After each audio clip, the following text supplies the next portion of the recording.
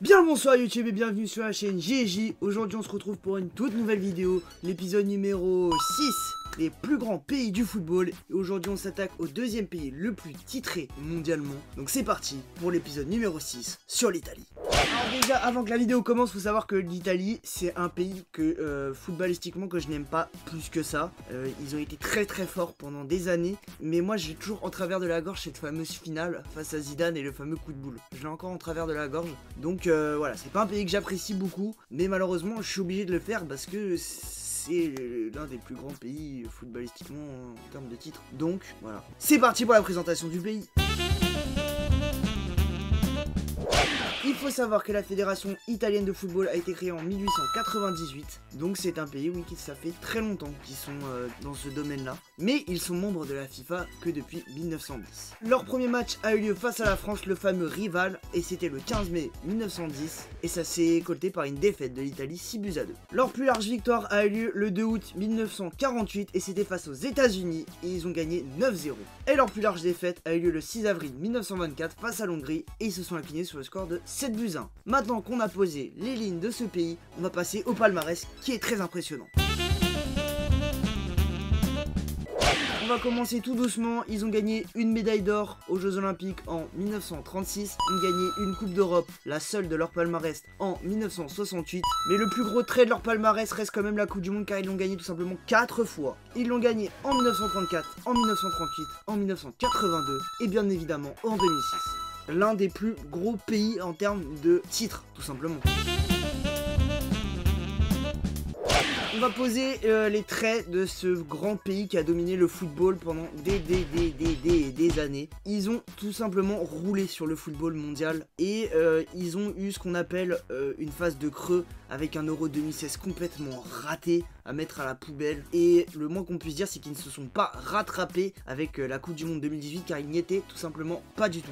Donc voilà, ils ont raté tout simplement les deux tournois majeurs internationaux et ils ont eu beaucoup de mal à s'en remettre. Les supporters italiens étaient vraiment pas très bien. Le football était pas bien parce que ne pas voir l'Italie en Coupe du Monde, c'est quand même quelque chose de triste. C'est un pays quadruple champion du monde. C'était vraiment un drame collectif, un drame national de pas se qualifier à la Coupe du Monde. Le point positif, c'est que maintenant ils sont en train de revenir petit à petit, ils sont en train de reconstruire une belle équipe avec notamment Moïse Kean, Immobilier, je peux vous citer Lorenzo Insigne. Voilà, il y a quelque chose qui est en train de se recréer aussi avec Marco Verratti au milieu de terrain, le milieu PSG. Je pense que l'Italie est un peu comme les pays en reconstruction. Voilà, ça va leur prendre du temps, mais je pense qu'ils vont faire quelque chose à l'Euro. Peut-être pas une finale ou une demi-finale, peut-être pas champion, mais ils vont faire partie des pays un peu poil à gratter où il va falloir vraiment se méfier. Comment ne pas parler de l'Italie sans parler bien évidemment de Gianluigi Buffon, célèbre gardien de cette sélection italienne. Il a fait les beaux jours de ce pays. Il a été sélectionné pour la première fois en 1997. Il y a été capitaine de 2010 à 2018. Il prendra sa retraite internationale après cette non-qualification et ce drame national, disant que voilà, il est temps de passer le flambeau. Gianluigi Buffon est tout simplement le joueur le plus capé de l'histoire de cette sélection avec 176 sélections. Bon, il a plein d'autres records, hein. Par exemple, il est le seul gardien à avoir joué plus de 1000 matchs en Europe. Il a joué à la Juve, il a fait le bonheur de la Juve, il a fait le malheur du PSG. Les supporters du PSG s'en souviennent de ce match face à Manchester United. Mais voilà, Gianluigi Buffon, bien évidemment, on lui tire notre chapeau. Même si voilà, sur cette finale de 2006, c'est lui qui va dire à l'arbitre, regardez les images. C'est la première fois d'ailleurs qu'on utilisait la VAR. Voilà, donc Gianluigi Buffon, c'est clairement la légende de ce pays, tout simplement. C'est le gardien emblématique de la sélection italienne. Et maintenant, on va passer à un autre joueur emblématique de ce pays. Et on va parler de Paolo Maldini, tout simplement. Paolo Maldini, pour ceux qui ne le connaissent pas, est considéré comme l'un des meilleurs, voire le meilleur défenseur central de sa génération. Il a été notamment connu pour son travail exceptionnel à l'AC Milan, où il va y connaître l'âge d'or, avec tout simplement 5 Ligues des Champions remportées. Maintenant, il est directeur technique de cette équipe, mais là, on va plus se concentrer sur son passé en sélection. Avec l'Italie, il connaîtra sa première sélection le 31 mars 1988, portera le maillot de la Squadra Azzurra 127 fois, oui, je me la pète. Voilà, il portera 127 fois le maillot de l'équipe qu'on appelle la Squadra Azzurra et il marquera 7 buts, ce qui est plutôt pas mal pour un défenseur central. Donc clairement, c'est pas mal du tout. Son palmarès en sélection italienne reste très faible, il n'a rien gagné, mais il connaîtra une finale de l'Euro en 2000 et une finale de Coupe du Monde en 94. Donc respect à Gianluigi Buffon et Paolo Maldini. J'aurais très bien pu parler aussi d'Andrea Pirlo, de Totti, de tous ces joueurs qui sont emblématiques du football italien bien évidemment. Mais voilà, je peux pas parler de tout le monde, pas de jaloux.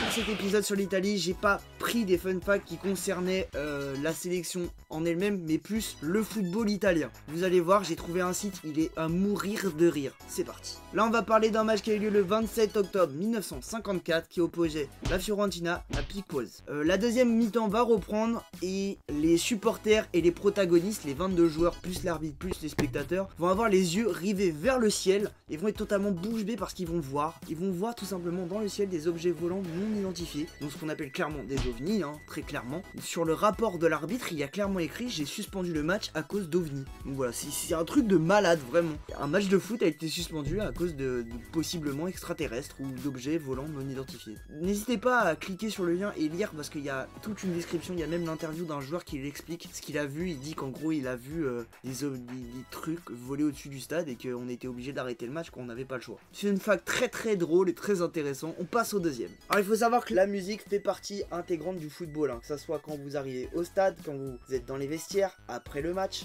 dans le bus, voilà, ça fait partie intégrante du football. Et ça peut même être considéré comme une deuxième passion qui peut passer devant le foot. Et c'est ce qui est arrivé au joueur Pablo Daniel Osvaldo, qui va avoir un comportement peu professionnel, hein, très clairement. Donc pour ceux qui ne connaissent pas ce joueur Osvaldo, il a joué à la Roma en 2012, où il a marqué 27 buts en 2 saisons. Voilà, il était considéré comme un très grand attaquant. Mais il va surtout être connu pour ce petit fun fact très intéressant. Le 25 novembre 2012, la Roma se déplace sur le terrain de Peschiera. Osvaldo est titularisé. Au bout de la 5e minute, la Roma domine. Et à la 87e minute, Osvaldo va demander le changement. Alors il va demander le changement pour une raison très simple, c'est qu'en fait il a pris un billet d'avion pour aller voir les Rolling Stones jouer dans la capitale d'Angleterre, donc Londres. Donc son plan c'est très simple, c'est demander le changement, de partir dans les vestiaires le plus vite possible, prendre une douche, prendre l'avion et aller faire la fête au concert des Rolling Stones. Sauf que ça va pas du tout se passer comme prévu, vous vous doutez bien. Un membre du staff va lui dire mec, t'as été tiré au sort pour passer un test antidopage. T'en as pour 40 minutes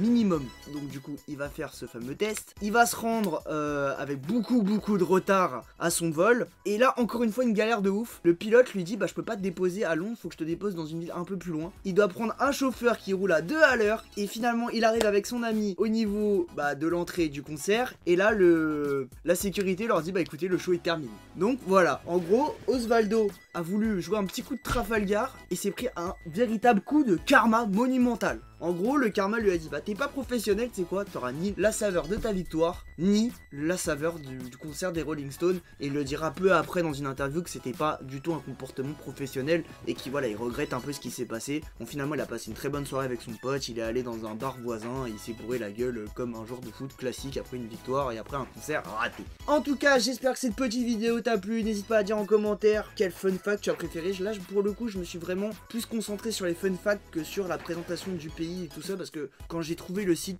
pour être totalement honnête avec vous, j'ai explosé de rire. Voilà, vraiment il y en a beaucoup, c'est très marrant, mais c'est pas sur la sélection italienne, c'est vraiment sur le football italien. Donc voilà, en tout cas, n'hésite pas à me dire en commentaire quel pays tu voudrais que je fasse. Là, on a vraiment fait les gros pays, on a fait l'Allemagne, le Brésil, l'Espagne, la France, l'Italie, la Belgique. Donc là, on va commencer vraiment à rentrer dans les pays qui ont gagné la Coupe du Monde, il en reste un, il en reste deux même, et après on va rentrer vraiment dans les pays un peu plus bas de gamme, on va dire, vraiment des tout petits pays. Donc voilà, n'hésite pas à me dire en commentaire quel pays tu veux, et bien évidemment, tu partages, tu commentes, tu t'abonnes. Donc voilà, sur ce, je te laisse avec le Bruno de la fin, dit dans la langue du pays, cordialmente.